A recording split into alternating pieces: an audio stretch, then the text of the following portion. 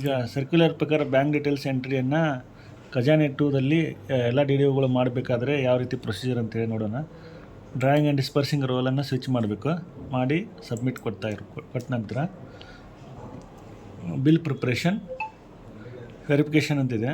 Verification government account verification, bill preparation verification government account ವೆರಿಫಿಕೇಷನ್ಗೆ ಹೋಗಿ ಇಲ್ಲಿ ಗೌರ್ಮೆಂಟ್ ಅಕೌಂಟ್ ವೆರಿಫಿಕೇಷನ್ ಡೀಟೇಲ್ಸ್ ಬರ್ತವೆ. ಇಲ್ಲಿ ಅಡ್ಮಿನಿಸ್ಟ್ರೇಟಿವ್ ಡಿಪಾರ್ಟ್ಮೆಂಟ್, ಡೈರೆಕ್ಟರಿ ಡಿಪಾರ್ಟ್ಮೆಂಟ್, ನಿಮ್ಮ ಡಿ ಡಿ ಒ ಆಫೀಸಿನ ಡೀಟೇಲ್ಸ್ ಬರ್ತವೆ. ಅಂದರೆ ಡಿ ಡಿ ಒ ಪೋಸ್ಟ್ ಬರ್ತದೆ, D D O name, field office details ಎಲ್ಲ ಬರ್ತದೆ. Does the office have any government account ಮ್ಯಾಫ್ಡ್ ಅಂತಿದೆ. ಗೌರ್ಮೆಂಟ್ ಅಕೌಂಟ್ ಯಾವುದಾದ್ರೂ ಇದ್ದರೆ, ಬ್ಯಾಂಕ್ ಅಕೌಂಟ್ಸ್ ಇದ್ದರೆ ಎಸ್ ಅನ್ನಬೇಕು, ಇರದಿದ್ದರೆ ನೋ ಅನ್ನಬೇಕು. ಒಂದು ವೇಳೆ ನಿಮ್ಮ ಯಾವುದೇ ಬ್ಯಾಂಕ್ ಅಕೌಂಟ್ ಇರಲಿಲ್ಲ, ನೋ ಅಂತ ಸೆಲೆಕ್ಟ್ ಮಾಡಿ ಇಲ್ಲಿ ರಿಮಾರ್ಕ್ ಇದೆಯಲ್ಲ, ಇಲ್ಲಿ ನೋ ಅಕೌಂಟ್ಸ್ ಅಂತ ಬರೀಬೇಕು. ದಿಸ್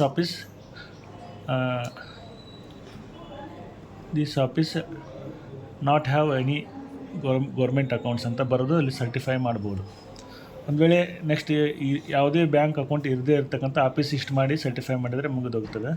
ಒಂದು ವೇಳೆ ಬ್ಯಾಂಕ್ ಅಕೌಂಟ್ಸ್ ಇರ್ತವಲ್ಲ, ಈಗ ಫಾರ್ ಎಕ್ಸಾಂಪಲ್ ತಾಲೂಕ್ ಪಂಚಾಯತಿ ಆಫೀಸ್ನಲ್ಲಿ SBM ಅಕೌಂಟ್ ಇರ್ತದೆ, ಬೇರೆ ಬೇರೆ ಬ್ಯಾಂಕ್ ಅಕೌಂಟ್ಸ್ ಇರ್ತಕ್ಕಂಥ ಆಫೀಸ್ಗಳು ಇಲ್ಲಿ ಎಸ್ ಅಂತ ಕ್ಲಿಕ್ ಮಾಡಬೇಕು.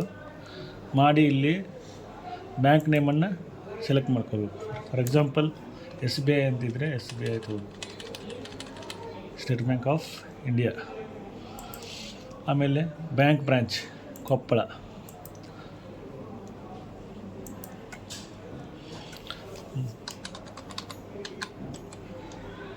ಅಂತಿದ್ರೆ ಕೊಪ್ಪಳ. ಕಸ್ಟಮರ್ ID, ಬ್ಯಾಂಕ್ ಪಾಸ್ಬುಕ್ನಲ್ಲಿಯೇ ಇರ್ತಕ್ಕಂಥ ಕಸ್ಟಮರ್ IDಯನ್ನು ಇಲ್ಲಿ ಎಂಟ್ರಿ ಮಾಡಬೇಕು. ಕಸ್ಟಮರ್ ID ಎಂಟ್ರಿ ಮಾಡಬೇಕು. ಕಸ್ಟಮರ್ ನೇಮ್, ಇಲ್ಲಿ ಕಸ್ಟಮರ್ ನೇಮ್ STO ಏನೋ ಒಂದೇ. For example backward class extension officer BCM. ಈ ಟೈಪ್ ಬ್ಯಾಂಕ್ ಕಸ್ಟಮರ್ ನೇಮನ್ನು ಎಂಟ್ರಿ ಮಾಡಬೇಕು. ಆಮೇಲೆ ಅಕೌಂಟ್ ನಂಬರ್ ಹಾಕಬೇಕು. ಅಕೌಂಟ್ ನಂಬರ್ 1 2 3 4 5 6 ಅಕೌಂಟ್ ನಂಬರ್ ಹಾಕಿ.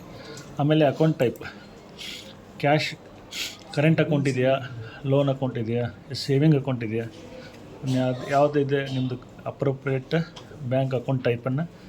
ಕರೆಂಟ್ ಅಕೌಂಟ್ ಇದ್ದರೆ ಕರೆಂಟ್ ಅಕೌಂಟ್ ಸೆಲೆಕ್ಟ್ ಮಾಡಿ ಅಕೌಂಟ್ ಟೈಪನ್ನು ಎಂಟ್ರಿ ಮಾಡಬೇಕು. SB ಇದ್ದರೆ SB ಅಂತ ಸೇವಿಂಗ್ ಅಕೌಂಟನ್ನು ಸೆಲೆಕ್ಟ್ ಮಾಡಬೇಕು. ನೆಕ್ಸ್ಟು ಅಕೌಂಟ್ ಓಪನಿಂಗ್ ಇಯರ್, ಯಾವ ಇಯರ್ದಲ್ಲಿ ಅಕೌಂಟು ಓಪನಿಂಗ್ ಆಗಿದೆ. ಆಫ್ಟರ್ 2017 ಆಗಿದ್ದರೆ 2017 ನಂತರ ಅಕೌಂಟ್ ಕ್ರಿಯೇಟ್ ಆಗಿದ್ದರೆ ಇದನ್ನು ಸೆಲೆಕ್ಟ್ ಮಾಡಬೇಕು. ಬಿಫೋರ್ ಇದ್ದರೆ ಬಿಫೋರ್ ಸೆಲೆಕ್ಟ್ ಮಾಡಬೇಕು. ಆಫ್ಟರ್ 2017 ನಂತರ ಆಗಿದ್ದರೆ ಒಂದು ಸೆಲೆಕ್ಟ್ ಮಾಡಿಕೊಂಡು year in which account was opened, 2018 ಆಗಿದೆಯಾ, 19 ಆಗಿದೆಯಾ, 20 ಆಗಿದೆಯಾ, 21 ಆಗಿದೆ ಸೆಲೆಕ್ಟ್ ಮಾಡಿಕೊಂಡು ಆಮೇಲೆ ಸ್ಕೀಮ್ ಟೈಪ್, ಈ ಸ್ಕೀಮ್ ಟೈಪಲ್ಲಿ ಎಂಟ್ರಿ ಮಾಡಬೇಕು. ಯಾವ ಸ್ಕೀಮಿಗೆ ಸಂಬಂಧಪಟ್ಟದ್ದಂಥ ಬ್ಯಾಂಕ್ ಅಕೌಂಟ್ ಅಂತಕ್ಕಂಥದ್ದನ್ನು ಇಲ್ಲಿ ನೀವು ಎಂಟ್ರಿ ಮಾಡಬೇಕು. ಆಮೇಲೆ ಸ್ಕೀಮ್ ನೇಮನ್ನು ಎಂಟ್ರಿ ಮಾಡಬೇಕು. ಫಾರ್ ಎಕ್ಸಾಂಪಲ್ NREG ಈ ಟೈಪು. ಸ್ಕೀಮ್ ಅಂದರೆ ಹೆಡ್ ಆಫ್ ಅಕೌಂಟ್ ಇರ್ತದೆ, ಸ್ಕೀಮ್ ನೇಮ್.